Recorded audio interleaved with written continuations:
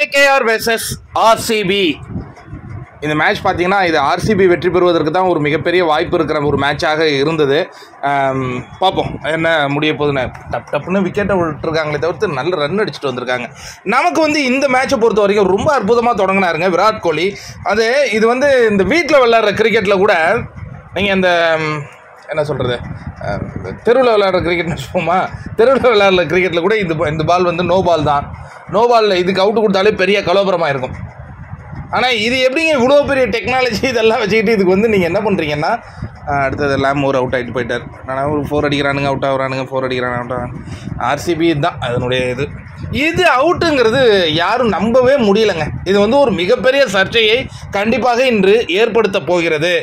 ஏன்னா இது கிளியர் நோபாலுங்க, தூக்கி எறிஞ்சிட்டு அந்த பையனுக்கு கையிலேருந்து வழுக்கிட்டு ஓடிடுச்சு. எப்படி இது நீங்கள் அவுட்டு கொடுத்தீங்க? இதை டெக்னாலஜி பிரகாரம் செக் பண்ணின்னு இது வந்து ஒரு மிகப்பெரிய சர்ச்சையை ஏற்படுத்த போகுதுங்கிறதுல எந்த வித மாற்று கருத்தும் இல்லை. பொறுத்து இருந்து பார்ப்போம். நீங்கள் என்ன நினைக்கிறீங்க? விராட் கோலி அவுட்டா இல்லை இது நோபாலா? இப்போ யோசிச்சு பார்த்தீங்கன்னா அது மட்டும் அவுட்டு கொடுக்காத நோபால் கொடுத்துருந்தா இன்னும் சூப்பராக இருந்திருக்கும். RCB வெற்றி பெறுவதற்கு அது சாதகமாகவும் அமைஞ்சிருக்கும்.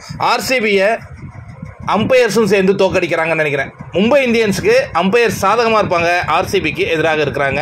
மீண்டும் ஒரு முறை வெளிச்சத்திற்கு வருகிறது.